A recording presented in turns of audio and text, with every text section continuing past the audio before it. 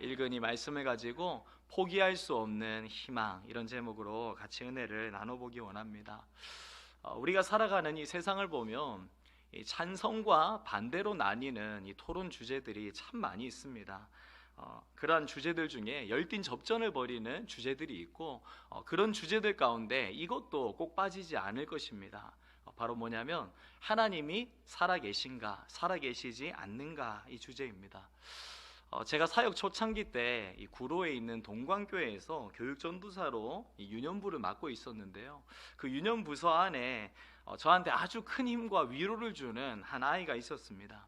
믿지 않는 가정에서 혼자 교회에 나온 아이였는데 어찌나 예배를 열심히 잘 드리는지, 또 학교 앞에 이렇게 전도를 나갈 때면 저 멀리서부터 저를 보고서 전도사님 하고 이렇게 달려오는 그런 아이였습니다. 그런데 그 아이가 하루는 저를 보고는 저 멀리서부터 전도사님 하면서 달려와 반기고는 이런 말을 하는 겁니다. 전도사님, 하나님께서 제 기도를 들어주셨어요. 그 말을 듣고 제 마음이 얼마나 기뻤겠습니까? 이제 이 아이가 믿음이 한층 더 자라겠구나 기대하는 마음을 가지고 물었습니다. 그래, 어떤 응답이야? 그랬더니 이렇게 말하는 겁니다. 전사님, 제가 이 장수 하늘소를 키우고 있었는데 그 하늘소가 죽어서 움직이지를 않고 있었거든요. 그런데 제가 하나님께 장수 하늘소를 살려달라고 기도를 드렸어요. 그랬더니 장수 하늘소가 움직이지 않았다가 갑자기 다시 움직였어요. 하나님이 죽었던 장수 하늘소를 다시 살려주셨어요. 이 아이의 이 말을 듣는 순간 사실 저는 심각해졌습니다. 왜냐하면 이 하나님께서 죽은 장수 하늘소를 정말 다시 살려주셨다고 믿어지기보다는 아마 이 장수 하늘소가 좀 피곤해서 힘을 보충한다고 좀 가만히 안 움직이고 있다가 다시 움직이기 시작한 것은 아닐까, 이런 생각이 들었기 때문이죠. 그래서 이내 곧 회개했습니다. 하나님, 저의 믿음 없음을 용서하여 주시옵소서. 그건 모르는 겁니다. 그 아이의 기도 가운데 하나님이 하나님의 살아계심을 보여주시기 위해서 역사하셨을 수 있는 거니까요. 만약에 그 아이가 이 하나님이 계신가 계시지 않는가를 주제로 한 토론 현장에 나가게 된다면 어느 편에 서게 될까요?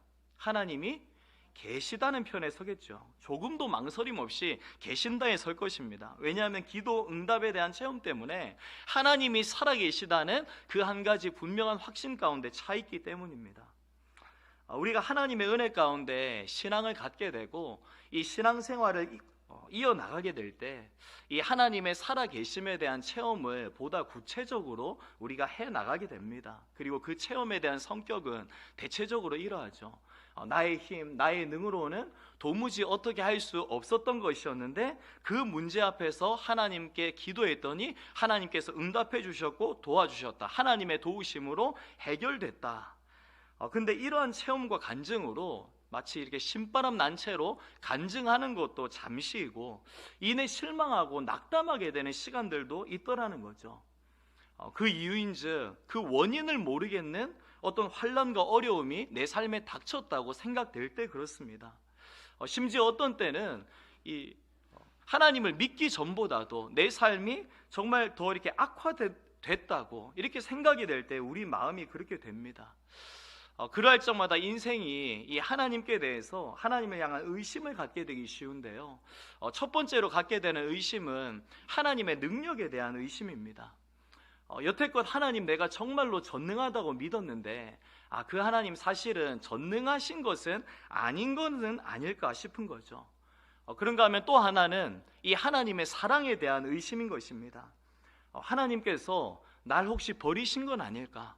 하나님께서 날 버리지 않으셨다면 어떻게 이런 일이 내 삶에 일어날 수가 있단 말인가? 이런 질문입니다.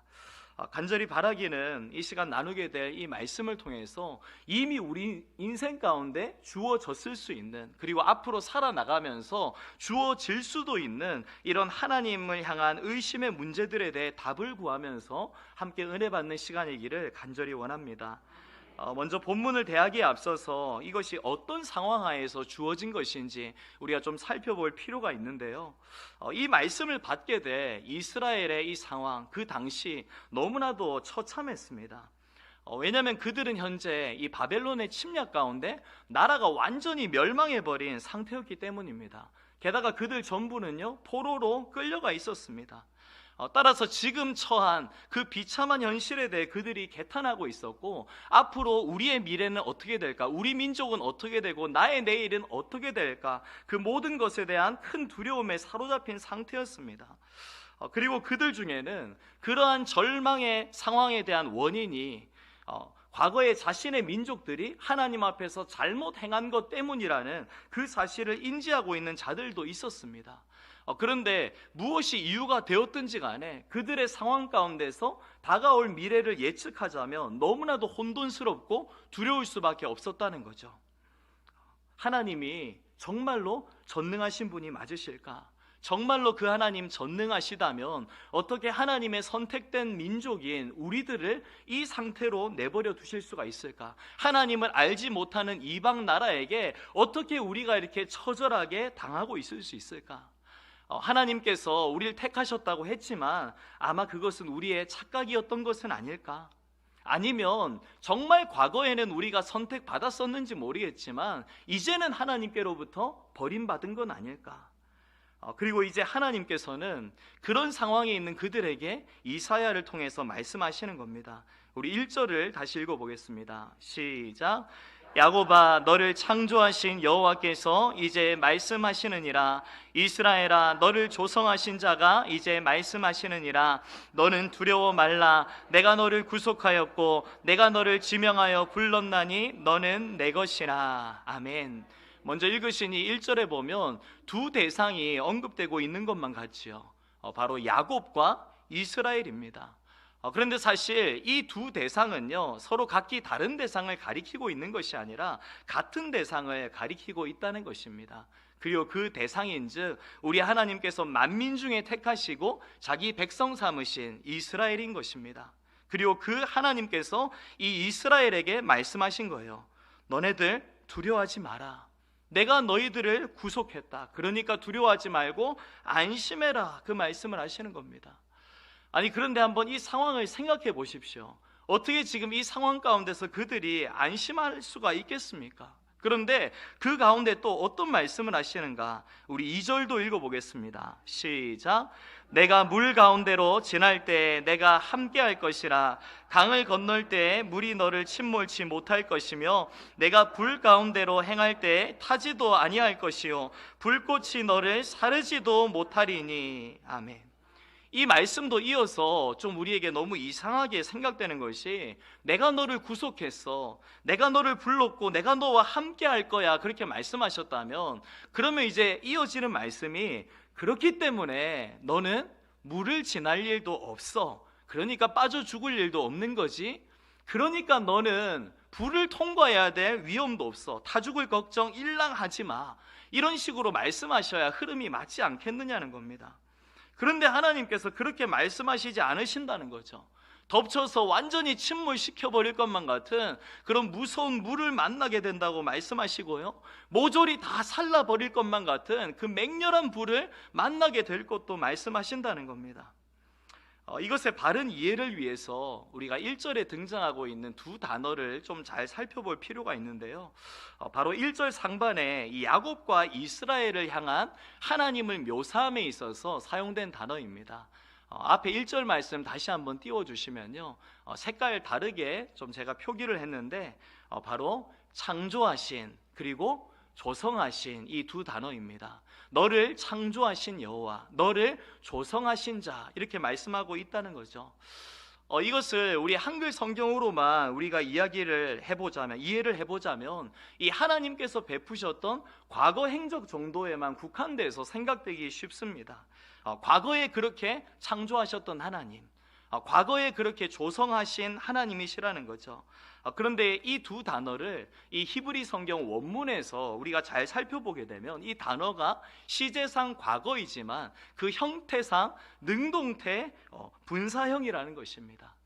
그래서 이것의 의미는 과거에만 국한되지 않고 현재에도 지속적으로 이루어지고 있다는 그런 의미를 이것이 가지고 있다는 것입니다. 그래서 원문의 이 표현, 그 의미를 좀 더 구체적으로 살려서 이야기를 해보자면, 야곱아, 너를 과거에도 창조해 나가셨고 지금도 계속해서 창조해 나가고 계시는 하나님께서 말씀하시느니라. 이스라엘아, 너를 과거에 조성하셨고 지금도 계속해서 조성해 나가고 계시는 그 하나님께서 말씀하시느니라. 이런 의미가 된다는 것입니다. 즉 하나님께서는 지금 이 말씀 가운데서 이 야곱으로 이스라엘로 불리고 있는 그의 백성들을 지으심에 있어서 구체적인 목적을 두셨음을 알려주고 있는 것이고요, 그 목적을 향해서 하나님께서 계속 그들의 삶에 간섭하시며 역사하신다는 사실을 알리고 계신 것입니다. 덮치는 물을 진하게 하시고 다 태워버릴 것만 같은 정말 무서운 불을 우리 하나님 진하게 하시면서도 그들을 만들어 나가고 계시다는 거예요. 비록 그들의 입장, 그들의 상황에서 볼 때 너무나 절망이고 이제 다 끝장난 것처럼 보였다 할지라도 절대로 그게 끝이 아니다, 이 말씀을 하고 계시는 것입니다. 그렇다면 하나님께서는 이 말씀을 하시는 중에 그들에게 무엇을 원하시는 것일까요? 그것은 바로 이 모든 어려움의 상황 가운데서 그들이 계속해서 그들의 시선을 하나님께 두기를 바라고 계셨다는 것입니다. 하나님께서 그들에게 열어 보이실, 그들에게 허락하실 새 미래를 고대하는 마음으로 하나님을 바라며 하나님을 의뢰하기를 원하고 계셨다는 것입니다. 사랑하는 성도님 여러분, 오늘날 이 시대 가운데 이 야곱으로 이스라엘로 불려지는 자들이 누구입니까? 바로 십자가 대속의 은혜 가운데 하나님의 백성된 우리 하나님의 성복교회를 이루고 있는 저와 여러분들인 줄로 믿으시기 바랍니다. 오직 예수 안에 새롭게 되어서 지금 이곳에서 주님의 몸된 교회를 이루게 된 우리가 하나님께서 말씀하신 야곱이며 이스라엘인 것입니다. 그리고 또한 이것을 알기 때문에 우리가 예수님 안에 하나님 백성 되었음을 확신하는 것만큼이나 더 중요하게 기억하며 상기해야 될 것이 있는데요, 우리 함께 에베소서 2장 22절 읽어보겠습니다. 시작. 너희도 성령 안에서 하나님이 거하실 처소가 되기 위하여 예수 안에서 함께 지어져 가느니라. 아멘. 그렇습니다. 여러분, 저와 여러분들 모두는요, 예수 그리스도 안에서 분명히 거듭나 새로 지음받은 자들인 것입니다. 그리고 그와 동시에 우리가 명심해야 할 것이 아직까지 우리의 모습은 스스로는 온전하지 못한 상태라는 것입니다. 예수 믿은 지 십수년, 수십 년 지났음에도 불구하고 아직도 우리는 우리 모습을 볼 때 여전히 부족한 면들, 연약한 면들, 빚어져야만 할 면들을 우리가 마주하고 있지 않습니까? 그래서 우리는 이 세상 사는 동안에 성령 안에서 지속적으로 지음을 받아야 하는 자들인 것입니다. 그렇기 때문에 우리가 오늘 이 밤에도 나와 하나님께 기도하고 있는 것이죠. 성령 하나님, 나를 새롭게 하여 주시옵소서. 성령 하나님, 내 안에 정한 마음을 창조하시고 내 안에 정직한 영을 새롭게 하여 주시옵소서. 오늘 이 자리에서의 기도뿐만 아니라 각 곳에서 무시로 드려지는 우리의 기도가 바로 하나님의 이 목적을 향하고 있는 줄로 믿으시기 바랍니다. 오늘 우리 각자의 삶을 보면 마치 이스라엘이 바벨론의 이 포로된 상황에 처했던 것처럼 정말 절망적인 상황, 낙심되는 상황에 처한 것만 같을 때도 있을 것입니다. 그리고 하나님께서도 우리의 그런 상황과 현실에 대해서 모르시는 분이 결코 아닙니다. 우리 하나님께서는 자기 백성된 우리가 이 땅에서 겪어내야 될 그 모든 과정도 이미 잘 알고 계시기 때문에 또 말씀하고 계시다는 거예요. 절망하지 마. 너 절대로 낙담하지 마. 그리고 그 과정 지나는 가운데 하나님의 보호하심을 약속하신다는 것입니다. 우리 2절 다시 한번 읽어보겠습니다. 시작. 내가 물 가운데로 지날 때에 내가 함께 할 것이라. 강을 건널 때에 물이 너를 침몰치 못할 것이며 내가 불 가운데로 행할 때에 타지도 아니할 것이요 불꽃이 너를 사르지도 못하리니. 아멘.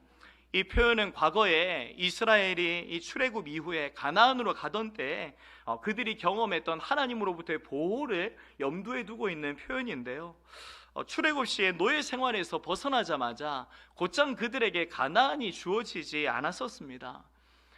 종살이에서 벗어났더니 이내 그들 앞에 홍해라고 하는 난관이 놓여져 있었고요. 또 홍해를 극복했더니 이제는 광야가 그들을 또한 기다리고 있었던 것입니다. 그리고 광야를 지나서 이제 가나안에 다다르는가, 이제 드디어 끝나는가 싶었는데 또 그들을 가로막고 있는 요단이 있었다는 것입니다. 하나님의 구속 역사를 시작했지만 수많은 시련을 연이어 만난 이후에야 비로소 하나님 말씀하셨던 약속의 땅에 이르게 되었던 것인데, 이 바벨론 포로에서 해방된 이스라엘 백성도 마찬가지였던 것입니다. 본토로 돌아가기까지 얼마나 수많은 난관이 그들에게 있었는지 모릅니다. 그들 앞에는 사막도 있었고요, 도적의 위험, 강도의 위험도 있었고, 험한 산도 있었고, 골짜기도 있었고, 예상 못한 위험들이 너무나도 많았다는 것입니다. 그러나 공통적인 놀라운 사실이 뭡니까? 그러한 모든 극한의 어려움의 상황에도 불구하고 출애굽한 이스라엘도 물론이거니와 바벨론에서 해방된 이스라엘도 물론이거니와 하나님의 절대적인 보호 가운데서 끝내는 하나님 예비해 두신 그곳으로 갈 수가 있었다는 것입니다. 여러분, 이러한 보호하심이 오늘 저와 여러분들에게도 마찬가지인 줄로 믿으시기 바랍니다. 우리는 함께 천국을 향해 나아가고 있는 신앙의 여정 가운데 있고요, 그 가운데 우리를 위협하고 있는 여러 가지 위험들, 난관의 상황들을 만나며 살고 있는 것입니다. 그러나 앞선 사례에서 우리가 봤던 것처럼 이런 중에도 우리가 여전히 확신해야 할 것이 하나님께서 반드시 저와 여러분들을 천국에 이르게 하실 것이라는 겁니다. 그리고 이것 정말로 확실할 수밖에 없는 하나님의 편에서의 이유가 있는데요, 바로 하나님께서 그들의 구원을 위해서 엄청난 대가를 치르셨기 때문입니다. 우리 3절 또 읽어보겠습니다. 3절 시작.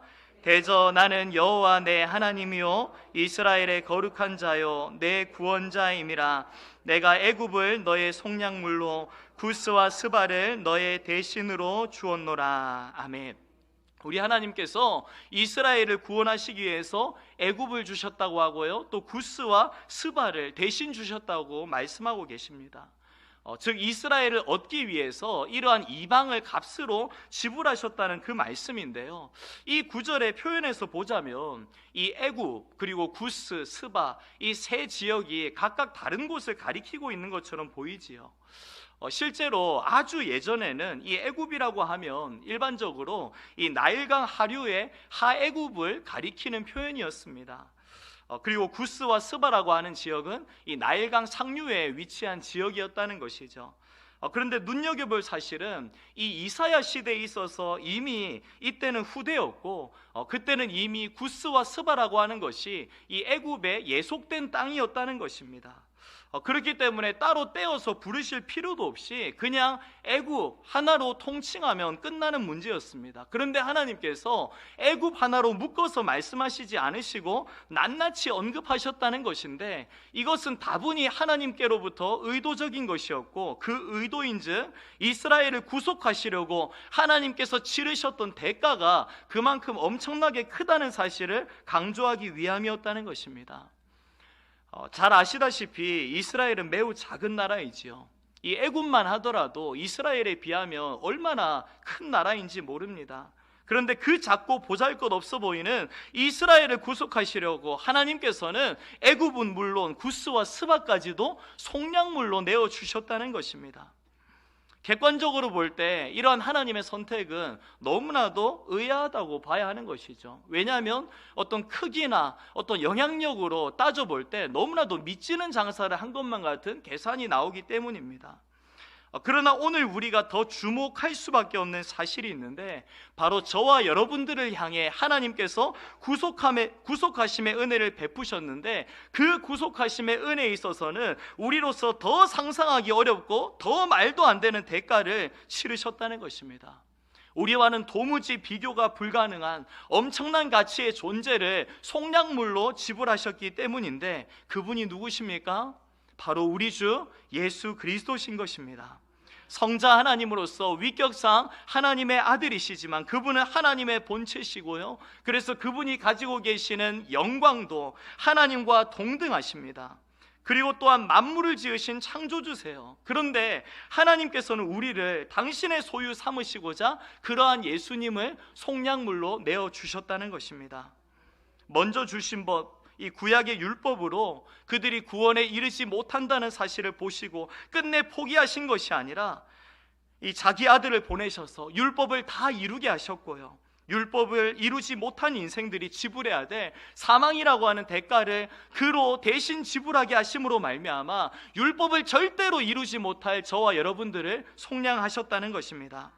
여러분, 이거 정말 생각하면 생각할수록 놀랍고요, 깨닫는 만큼 우리에게 믿기지 않는 일일 수밖에 없을 겁니다. 이거 깨달아질수록 내가 정말로 이 은혜를 이렇게 취해도 되는 것인가, 이 물음이 우리는 정말 던져질 수밖에 없습니다.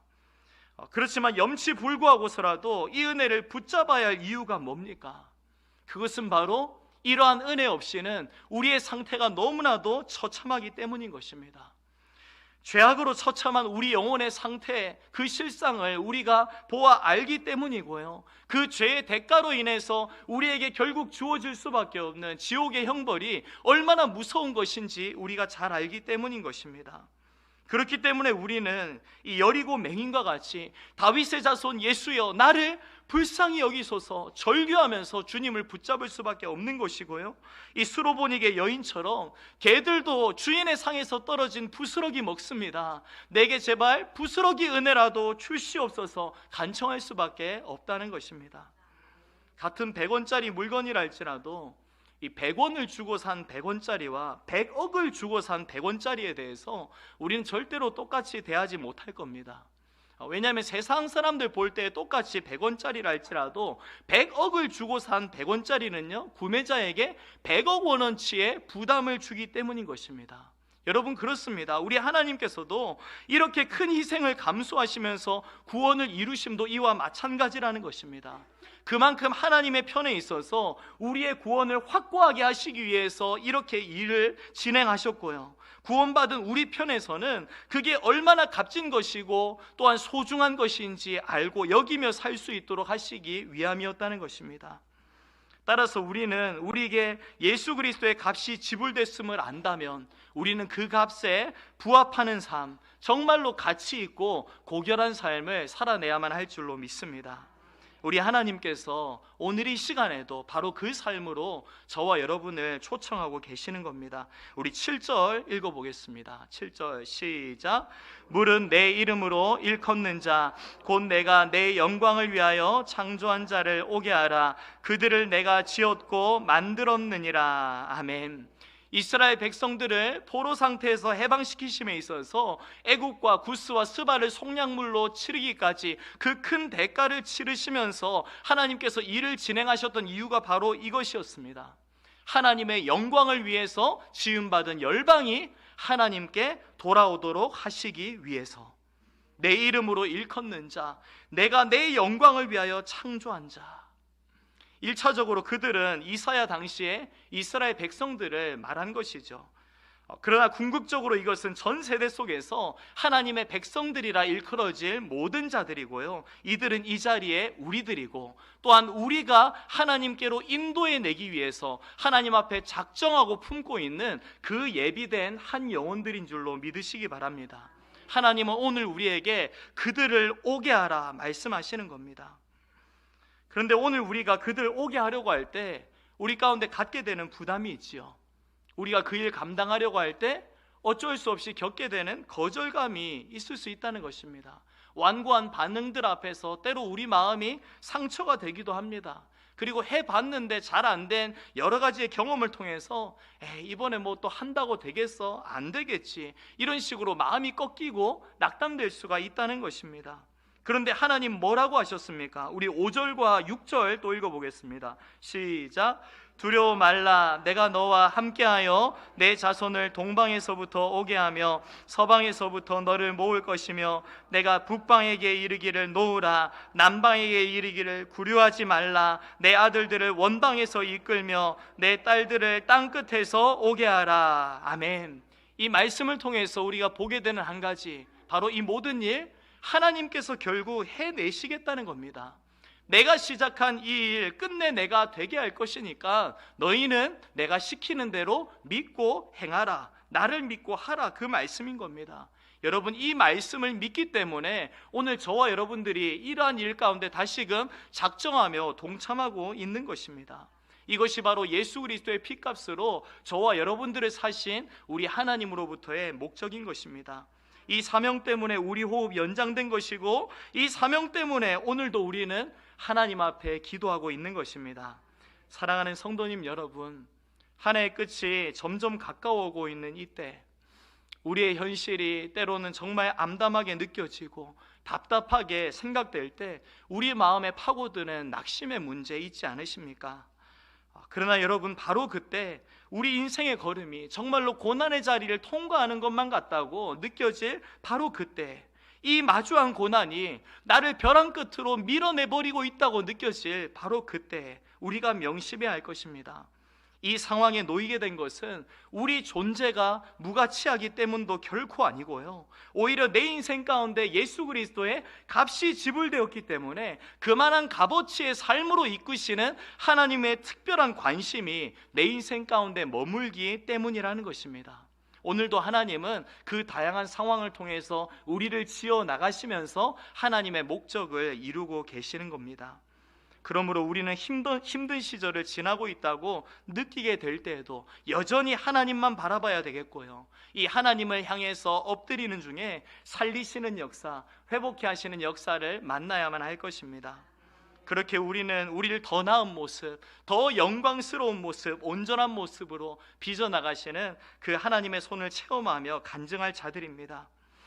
부디 우리 삶에 완전한 소망의 이유 되시는 이 예수 그리스도를 더욱 신뢰하시면서 그분의 죽으심과 부활하심, 그분의 값을 치르심과 살리심의 역사에 근거한 절대적 희망을 품고서 우리에게 맡겨진 믿음의 경주 끝까지 감당할 수 있기를 바라고요, 그래서 머지않아 참된 승리자의 관을 얻으시는 저와 여러분들의 삶 되시길 주의 이름으로 축원합니다.